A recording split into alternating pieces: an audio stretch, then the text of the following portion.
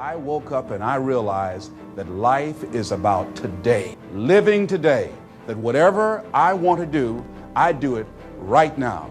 That we've got to begin to learn how to become thankful for the little things and live in life right now. So I want you to think about your ideas. All of us have ideas and things that we have not acted on. I want you to just think about them right now. E.L. Simpson said that an idea should be like a pen. You know, that a pen that you sit on and you jump up right away to do something with it. See, ladies and gentlemen, if you don't use your talents, if you don't use this power, this force that you have within you, you're going to lose it. If you have the ability to write, and if you don't write, you're going to lose the ability to write as well as you do right now. If you have the ability to play an instrument, the world's greatest pianist said that if I miss a week of practice, I know it. And if I miss 2 weeks, the critics know it. And if I miss 3 weeks, my audience knows it. If you have the ability to draw well, and if you don't use that talent eventually, you're going to lose it. If I don't speak often, and at one point in my life, I missed speaking for around 6 months. And when I came up before an audience, I was rusty. I could not get my thoughts together. I could not have the power, the kind of confidence that I needed in order to make it happen. So whatever you want to do, whatever idea that you have, the longer that you're sitting on that idea, you are either creating or you are disintegrating. Answer your calling. Whatever you're called to do, don't count yourself out. Don't say, I can't do that. Many of us go through life saying no, and you don't even know what you're saying no to. You don't know what you cannot do if you're not willing to challenge yourself. Whatever it is that you don't know how to do right now, you can learn. I did not know how to speak for major corporations. I didn't know how to do that. But I decided to become a student. If you do your research, if you do your homework, if you make the commitment that I'm going to learn, when you look at what do I have going for me and drop your buckets where you are, decide I'm going to work and get myself together. A guy named Jim Rohn said, if you develop your gifts will take you places that you'll never begin to imagine. And I decided to do one thing. All my life, I've been a jack of all trades and master of none. I mean, I did a little of everything. I was a disc jockey. I was a state representative. I used to be an MC. I used to do public relations work. I used to do door-to-door sales. I did a whole lot of things. But I decided that I was going to do one thing, and I would master that. And after mastering the art of speaking, then I would become a trainer. And after doing that, then I said, I must become a businessman. Just find one thing and just decide that you're going to work with it until it gives you the blessing that you want, and don't let up on it. Just keep right on working it and working it and working it, and knowing that whatever you do, you can better your best, that you can get better at it, that whatever you are achieving right now, it's only a tip of the iceberg of what's possible for you. Now here's something else that you do when you start working on this dream. Give it everything you got. But I learned in the process that I had to learn to surrender and give certain things up. See, in life, everything that happens to you, there's a lesson in it. There's a lesson in it for you. If you look at it, whatever happens to you, just look at it and view life that you're a student of the universe and say, what's in here for me to learn? One of the most tragic things that happened to me that could have been a tragedy was when I wanted to buy my mother a home, and I did that. And in my haste, and it was the first major purchase of property that I ever made in my life. And so I was naive. And so when we were sitting there at the closing, the attorney said, have you done a title search? And I said, what's a title search? And she said, well, that's when you check to see whether or not there are any liens against the property before you purchase it, so that you don't inherit any financial obligations of the previous owner. So the guy interrupted and said, look here. He said, the only reason that I'm selling you this house, and I'm doing it at a loss, I can actually make more money. But the only reason that I flew here from Philadelphia to sell you the house specifically is because I admire the fact that you're adopted and you want to buy this home for your mother.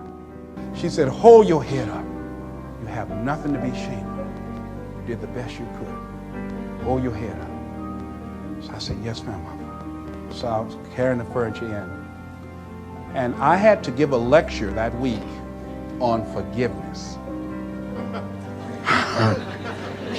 And I can't talk about anything unless I'm doing it myself.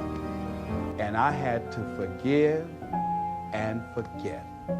Let it go so that I could grow.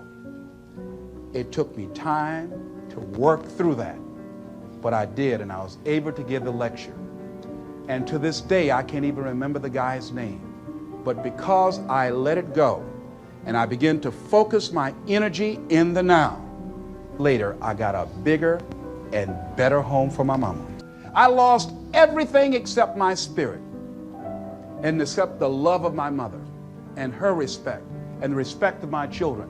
Sure, people talked about me. Did they laugh? Yes. Did I feel humiliated? For a while, yes, I did. Embarrassed? Yes. And that's a part of it, but I didn't stay there. Repeat after me, please. If we knew better, we would do better. See, there are many of us, we work for people and sometimes put in 60 and 70 hours a week. Why?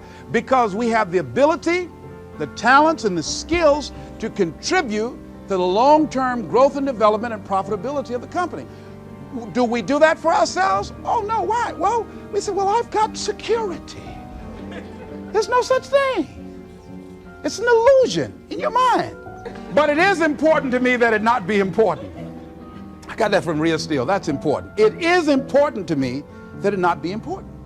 Make it important to you to live your dream. See, how many of you fly airplanes? You've been in an airplane? Raise your hand right. How many of you ever lost your luggage? Raise your hand, please. Raise your hand. All right, very good. Now, how many of you, if you knew your chances of getting to your next destination were as good as your luggage, would you still get on an airplane? No hands went up. You know why? You know why you can get on the airplane where your luggage is supposed to go and you show up and your luggage does not show up? Because the airline has made human cargo getting to the destination important, more important than the luggage. Aren't you glad? She said, yeah, I ain't gonna fuss no more. So as you begin to look at life, as you begin to look at the things you want to do, decide that you're going to become the active force in your life. Decide that you're not going to go through life feeling like a victim. Decide that when things become challenging, and they are, that you're not going to personalize it, that you're going to look at it and you do whatever you must do in order to work things out and learn from it. Learn from it. That's the key. I like what Charles Udall said. He says, in life, you will always be faced with a series of God-ordained opportunities, brilliantly disguised as problems and challenges. If you've lost your job, don't say that I've been laid off. Just say I've been given an opportunity by the universe to find my life work. So as you view all of the things that happen to you as an opportunity, now you're taking it from a different perspective. Now you become an active force in your life. Now you are the one, rather than running from things as they begin to change, you become a change driver because you know that you've got the power within you to make the difference. This force, this power, this energy that you have, that's more powerful than anything that can ever happen to you. You're more powerful than your circumstances or anything that you can experience right now. Decide that you're going to commit yourself to act on your ideas, to become happy. Commit yourself to live your dream. Commit yourself to become the architect of your future. All sorts of things occur to help one that would never have otherwise occurred. He said, whatever you can do or dream you can do, begin it. Boldness has genius, power, magic in it. Begin it now. I read a book by Dr. Johnny Coleman that says, it works if you work it. And as you begin to look at your life, decide that you're going to start working on that dream. You're going to work and nurture that idea. Now, there will be people that will criticize you. There will be people that won't see it for you. But I say to you, don't let them turn you around.